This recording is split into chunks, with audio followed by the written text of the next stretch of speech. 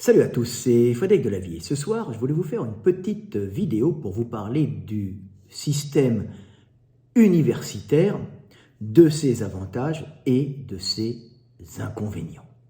Pour cela, j'ai écrit un petit texte qui, je l'espère, vous fera comprendre le monde dans lequel nous vivons. Ce petit texte instructif s'appelle « Les limites de l'universitaire ». Le système universitaire est une fantastique avancée technique pour l'humanité, car en créant des écoles de formation, c'est-à-dire des lieux où sont stockés un savoir ancestral et où sont enseignés à un grand nombre d'individus les connaissances acquises depuis des millénaires, cette conservation et diffusion de savoir massif a permis à l'humanité de se développer scientifiquement et techniquement de plus en plus vite et d'induire par réaction une fantastique explosion démographique liée au progrès technologique. Mais le système universitaire a aussi ses limites. Ainsi, en enseignant massivement les connaissances techniques et scientifiques laborieusement accumulées par nos ancêtres sur des millénaires, et en enseignant une méthode d'apprentissage structurée et rigide, le système universitaire risque parfois de scléroser la liberté de pensée des individus en les enfermant dans la méthode, assurant par cela une logique du raisonnement presque infaillible, mais ralentissant tellement le raisonnement que l'universitaire sera souvent incapable de penser plus loin que ceux qui l'ont précédé et dont il a ingurgité laborieusement et méthodiquement leur découverte. Il est donc fondamental à ceux qui ont acquis un enseignement universitaire d'oser briser les règles de la méthode universitaire qui poussent souvent l'esprit faible à ne penser que comme ceux dont il a ingurgité le savoir et à n'oser s'exprimer qu'en se référant ou en se référençant à ceux qui l'ont précédé, générant par cela une pensée stérile et une recherche scientifique vouée à l'échec.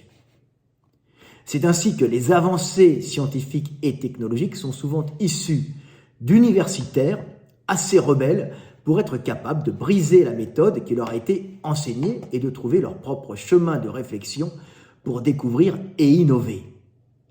Et ce sont ces individus qui font évoluer les sciences et les techniques permettant à l'humanité de mieux s'adapter à un monde en perpétuel changement. Ainsi, si c'est le système universitaire qui permet principalement la conservation de l'enseignement et la diffusion du savoir, seuls deux types d'individus sont capables de l'utiliser pour découvrir et innover. Les universitaires, rebelles à la méthode, et les autodidactes, qui se seront abreuvés d'enseignements universitaires et qui, remplis de savoir, mais dépourvus de méthode scolaire et de sa discipline sclérosante, pourront en toute liberté errer dans leurs songes et penser plus loin que l'étudiant rigide, découvrant là où les autres ne font que répéter, englués dans leur obsession de méthode et de références sourcées censées valider leur raisonnement. Heureusement, si encore bien des universités du monde n'ont pas pris conscience du danger de la rigidité de leur enseignement, asséchant la capacité d'innovation et de découverte de leurs étudiants, les meilleures universités du monde, quant à elles, font toujours en sorte de développer chez leurs étudiants de la créativité et un esprit rebelle afin qu'ils soient capables de briser les dogmes scientifiques, quitte à paraître un instant ridicule. Seule façon de générer des génies qui aideront l'humanité. Voilà, petite vidéo pour revenir sur un monde universitaire souvent sclérosé qui produit bien sûr des gens très instruits, qui est le creuset de la découverte, puisque c'est les universités qui accumulent du savoir et qui le diffusent, mais qui peuvent aussi, par la trop grande rigidité de leur enseignement et surtout de la méthode d'apprentissage et de raisonnement qu'elles vont générer, vont en réaction créer des individus stériles dans la découverte et qui ne pourront que répéter. Bien sûr, C'est grâce aux universités que l'on peut apprendre. Et c'est les gens rebelles, les gens qui innovent, qui dépassent les codes, qui brisent les règles, qui souvent font évoluer la science. Et quand on parle d'autodidactes scientifiques, non, ce ne sont pas des autodidactes. Tous les gens qui ont fait, les personnes qui ont fait de grandes découvertes scientifiques se sont abreuvés aux publications des universités. Donc c'est l'université qui diffuse l'enseignement. Mais c'est souvent des autodidactes qui ne sont pas formés dans les universités, mais qui en utilisent les connaissances et les réserves d'information, qui vont faire des découvertes. Parce qu'ils n'ont pas cette structuration dans la pensée et du raisonnement qui va les bloquer. On voit bien actuellement en France avec cette secte des zététiciens qui, à chaque fois que tu dis un mot, vont te dire « source ». Tu vois, tu émets une hypothèse sur quelque chose d'intéressant, en prenant en référence les lois mécaniques ou les lois physiques du monde, les types vont arriver et vont te dire « tu as quel diplôme ?»« Source !» Et des fois, on ne va pas s'amuser à chaque fois qu'on explique quelque chose, par exemple, quelque chose de mécanique, de bon sens, de citer toutes les règles de la mécanique que les gens sont censés connaître déjà au lycée ou en première année de fac de sciences. Donc c'est complètement ridicule. S'ils veulent vérifier ce que tu dis, s'ils veulent vérifier que ce que tu dis est juste ou faux, qu'ils étayent leurs arguments, qu'ils disent non, là vous avez tort car nous avons un exemple qui prouve que vous avez tort ou ça ne correspond pas aux règles physiques et mécaniques. Mais on ne peut pas dire source à chaque fois qu'un individu parle de quelque chose, ou on ne peut pas toujours se référencer à des individus qui sont venus avant toi, puisque si tu es toi-même la source de l'observation d'un phénomène, tu ne vas pas t'amuser à dire qu'un tel l'a vu à ta place, puisque c'est toi qui l'as vu et c'est toi qui l'expliques. Et tu l'expliques basé sur un raisonnement qui est étayé par la physique et par la mécanique, par toutes les lois qui régissent notre univers et qui ont déjà été observées et référencées. Donc, il faut faire très attention au système universitaire qui peut bloquer, scléroser les gens. Je me souviens, j'avais une amie qui était doctorante et qui devait écrire une thèse, et c'était affligeant de rudesse et de réglementation, de convenance, la façon dont les thèses devaient être établies. Il fallait faire 600 pages, une vingtaine de pages pour l'introduction. Il y avait vraiment des codes bien précis pour parler de choses qui auraient pu faire progresser la science, mais qui étaient tellement gainées d'obligations de présentation et d'obligations de référencement, de référence, que ça devenait illisible et ridicule, et ça ralentissait la pensée et l'analyse. Et c'est terrible ce qu'on peut voir. Alors attention, là on parle des facs françaises, de beaucoup de facs d'universités françaises ou d'autres pays, je ne les connais pas tous, qui sont d'une rigidité qui confine à la bêtise. Mais on peut voir que dans les plus grandes facs du monde, comme Harvard, moi j'aime bien Harvard, je vais souvent sur leur site et on y trouve des recherches d'étudiants qui sont fabuleuses puisqu'ils laissent les étudiants divaguer un peu dans leurs recherches, pas divaguer, errer dans leurs recherches intellectuelles. On ne les force pas à appliquer une méthode particulière. Par contre, on va vérifier après si c'est vrai ou si c'est faux, mais on laisse à l'étudiant la possibilité d'avoir un peu un esprit rebelle et de créer de la réflexion, de créer de la théorie. Hein, évidemment, certaines vont être battues en brèche, mais et vont être éliminées, mais on voit une véritable créativité dans ces grandes facs qui savent qu'il faut de la créativité, de la réactivité. Hein. Il faut permettre à des gens visionnaires de penser plus vite qu'ils n'étayent leur raisonnement, et on étayera après pour voir s'ils ont pensé juste, puisque des fois l'intuition peut être bonne. Donc c'est un ensemble d'intuition et après de vérification. Et c'est ce qu'on voit dans des facs comme Harvard, où moi j'aime beaucoup la primatologie, l'éthologie, toute étude du système nerveux, et les étudiants d'Harvard avaient fait de magnifiques études sur les chimpanzés et sur le système nerveux des chimpanzés qui valaient tous les labos du monde. Hein. Et c'était des étudiants d'Harvard à qui on avait laissé la possibilité de s'exprimer avec des petits dessins animés qu'ils avaient créés, expliquant pourquoi les singes, pourquoi les chimpanzés étaient extrêmement puissants, expliquant la façon dont le système nerveux des chimpanzés était construit, et en le comparant à celui des hommes pour montrer bien toute la différence. Et ça, c'était des études d'étudiants. Hein. Ils ne s'étaient pas appuyés sur des recherches qui avaient été faites avant, c'est eux-mêmes qui ont fait ces recherches, hein. Et ils n'étaient pas toujours obligés de citer des sources, puisqu'ils étaient eux-mêmes la source de leurs observations. Voilà. Donc malheureusement, en France, on n'a pas, ou très peu, de fac d'université de cette qualité. Hein. On a des très très bons profs, hein, mais ils sont disséminés dans de nombreuses facs où, malheureusement, le niveau est très bas. Mais heureusement, on trouve encore des gens d'une extrême valeur en France. Voilà. Mais c'est beaucoup plus rare.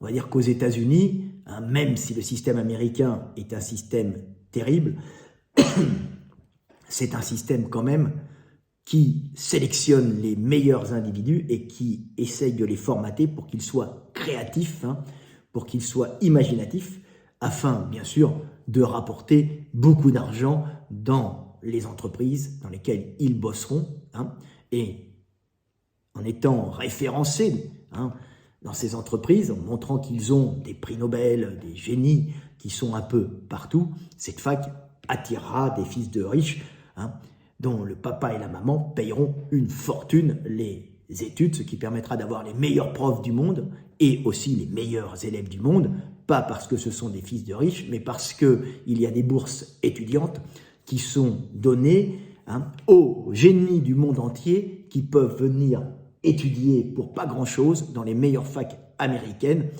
sachant que c'est tout bénef pour la fac, puisqu'ils pourront se vanter d'avoir les meilleurs du monde alors qu'ils les ont sélectionnés en dehors, et ils feront comme ça venir les meilleurs profs, parce qu'en ayant les meilleurs du monde, ils attireront les fils de riches et qui auront leurs études payées une fortune par leurs parents, permettant d'avoir les meilleurs profs du monde, et ensuite de faire venir gratuitement les meilleurs élèves du monde. Mais tout ça est un avantage, puisque même si les fils de riches ne sont pas forcément très intelligents, il y en a des brillants, hein, ils auront quand même les meilleurs enseignants, donc c'est tout bénef, et en faisant venir les meilleurs étudiants du monde, hein, les gens les plus doués, les génies, hein, ces génies repartiront dans le milieu professionnel et en Amérique et feront marcher le système privé même d'État américain, hein, rendant ce pays extrêmement concurrentiel sur la scène internationale, devenant un pays, plutôt une confédération d'États prédatrice, capable par son niveau technologique et intellectuel de dominer le monde entier. Bon, actuellement, il y a quand même des problèmes, on voit que des blocs s'affrontent. Voilà, mais c'était pour expliquer le système. Mais si nous avions un système comme ça, hein, nous serions, nous, en France, bien plus puissants, hein, bien plus forts. Hein. Mais nous n'avons pas ça, hein, nous avons encore une éducation, hein, on va dire un système universitaire qui par endroits est très bon, mais qui ne pousse pas forcément à la créativité. Malheureusement, c'est ainsi. Ça changera peut-être ou pas, mais j'espère que je vous ai fait comprendre comment fonctionne le monde. Voilà, c'était Fred Delavier, je vous aime et paix sur terre. Ah oui, j'ai fait cette vidéo parce que je suis souvent accusé de ne pas citer de sources et de ne pas avoir de diplôme, hein, et de ne pas avoir un cursus universitaire. Alors je n'ai pas de diplôme, sauf secouriste réanimateur, j'en suis très fier, hein, c'est un peu ma croix de fer, hein, comme certains la portaient, hein, quand tous les autres généraux et tous les autres ministres étaient bardés de médailles grotesques. Hein. Moi, je me suis formé aux universités du monde entier et aux universités françaises aussi, où j'ai eu la chance de suivre pendant de nombreuses années l'enseignement des meilleurs profs du monde qui étaient mes amis, bien sûr en auditeur libre, mais c'est pas grave, l'important c'est d'être formé et de redonner son enseignement au monde, hein, tout simplement. Et si je suis reconnu dans le monde entier, c'est-à-dire je suis pris en Chine, à Taïwan, en Corée, en Pologne, alors ça c'est les pays qui me recommandent en tant que pays comme livre d'enseignement, c'est parce que j'ai un niveau supérieur dans mon enseignement, dans mes livres, hein, dans les livres que nous créons. Nous essayons d'avoir le meilleur niveau mondial. Et aux États-Unis, où ce sont des facs privées, hein, souvent des universités privées qui utilisent nos bouquins, je suis aussi recommandé, comme au Brésil, comme ailleurs, hein, traduit dans 32 langues. Donc c'est par le sérieux de mon enseignement que j'ai eu dans les facs françaises, puisque j'ai eu Dominique Bastian à la fac de médecine, dans les cours de dissection, qui m'a enseigné l'anatomie, hein, l'anatomie et l'étude de la dissection. Je ne disséquais pas, c'est lui qui disséquait pour nous et qui nous montrait le corps humain pendant de nombreuses années, qui était mon prof, qui était prof d'anatomie à la fac des Saints-Pères. Hein. J'ai eu le droit à mon prof privé, qui était un ami et qui m'enseignait cela. J'allais aux cours de dissection et à ses cours à la fac de médecine des Saints-Pères. Il était aussi directeur du musée Orfila-Rouvière, hein, qui avait de magnifiques collections d'anatomie. Et j'ai eu aussi pendant 9 ans Jean-François Debord, qui m'a enseigné, hein, dans son cours ouvert à tous, hein, aux Beaux-Arts, mais qui était censé être un cours des Beaux-Arts, mais qui était ouvert à tous, qui m'a enseigné la morphologie et l'anatomie, hein, mais un cours issu de l'enseignement de la Renaissance, plus que de l'académisme, qui était un cours merveilleux où à chaque cours, on rebâtissait un corps en partant du squelette et en tendant les muscles, et il nous expliquait la fonction des muscles, leur forme, des muscles, aussi des tendons, des fascias et autres, hein, et des réserves graisseuses, et il nous faisait un cours après d'histoire de l'art, hein, donc on avait un mélange d'anatomie, de reconstruction du corps et de compréhension de ce que dessinaient et de la façon dont concevaient leurs œuvres, hein, dans le bâti des personnages et des individus, ben, les artistes de la Renaissance et d'après aussi. Donc c'était les meilleurs cours dessinés, cours au tableau, cours magistraux qui étaient sublimes. Donc j'ai été baigné, hein, par la culture universitaire et grâce à Internet, je suis en permanence, hein, dans l'université, hein, puisque Internet te permet d'accéder aux cours magistraux, te permet d'accéder aux meilleurs enseignants du monde entier, et ça, gratuitement de chez toi. Donc, j'ai évité la méthode sclérosante, et je travaille, et je réfléchis en homme libre, mais sur une base de savoir donné par le système universitaire, ce que ne comprennent pas forcément les gens. Hein. Donc c'est ça, on est dans un monde fabuleux. J'étais aussi, je me souviens, on allait d'une université à l'autre, hein, on allait à l'école vétérinaire de Maison-Alfort étudier les dissections de chevaux. Hein. On nous disséquait, nous, de l'école des Beaux-Arts, des chevaux sur place pour nous, hein. C'était formidable, hein. Et on voyait comment étaient faites ces bêtes, hein. Et c'était des cours qui étaient donnés pour les vétérinaires, mais aussi pour les élèves des beaux-arts qui s'intéressaient plus aux structures musculaires plutôt qu'aux organes internes. On nous montrait aussi les organes internes, on nous montrait la structuration des animaux. Donc j'ai eu la chance d'avoir un magnifique enseignement universitaire sans avoir la rigidité souvent sclérosante de la méthode universitaire. Bien sûr, des gens comme Jean-François Debord ou Dominique Bastian étaient des gens très libres dans leur façon d'enseigner, hein, et qui ne brimaient pas les élèves. Par contre, il fallait écouter. Voilà. Et il fallait respecter le maître, l'enseignant. Voilà, petite vidéo du soir espoir que j'ai fait pour vous parler des universités, de leurs avantages, mais aussi de leurs inconvénients, hein. Et c'est souvent les hommes libres qui savent briser les codes, qui découvrent là où l'étudiant rigide, qui ne s'appuie que sur des références sourcées et qui n'ose pas s'exprimer personnellement et qui ne s'exprime qu'en fonction du savoir qu'il a appris et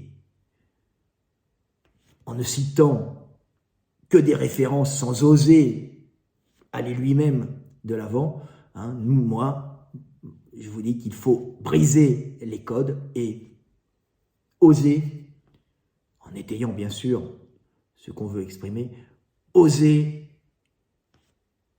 dire, oser exprimer ce que vous avez découvert ou les hypothèses que vous pensez logiques. Voilà, bien sûr, une hypothèse doit être étayée par les lois physiques du monde, les lois mécaniques.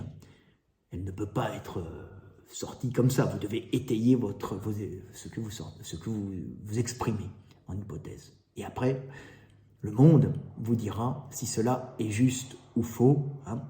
Mais allez-y, hein, et osez et ne soyez pas sclérosés, hein, et brisez les codes pour réussir. C'est ce que disait Arnold, hein, pour réussir, il faut briser les règles. Voilà, on brise les règles, hein. C'est comme ça que les plus grandes découvertes ont été faites, hein. Svante Pääbo a un peu brisé les règles de la génétique en osant aller chercher du matériel génétique, hein, grâce aux séquenceurs, dans des fossiles, ce que personne n'avait osé faire. Et il a dit, mais pourquoi pas, hein? Et oui, c'est ça, je brise les règles. On lui disait que c'était impossible. Il a dit, mais si, c'est possible, je vais essayer, mais l'ADN est trop abîmé, mais je vais quand même tenter. Et il a commencé à récupérer des petites structures d'ADN, hein, des petites suites d'ADN qui étaient restées encore en état, hein, lui permettant de vérifier, même s'il n'avait pas le code génétique total de l'individu observé, qui lui permettait quand même de vérifier si cet individu était un cousin et si nous avions été métissés. Voilà, avec lui, avec le Néandertal, il a réussi à faire ça, hein. Personne n'y croyait, il a dit « je vais le faire, mais c'est impossible », et il a réussi. Donc il faut briser les codes, il faut aller de l'avant, hein. Malheureusement, souvent, l'université bride les gens, mais c'est elle aussi qui les instruit. Voilà, donc il faut s'instruire et accepter de briser les codes. Voilà, quitte à se faire déglinguer. C'était Stéphane Delavier, je vous aime et paix sur terre.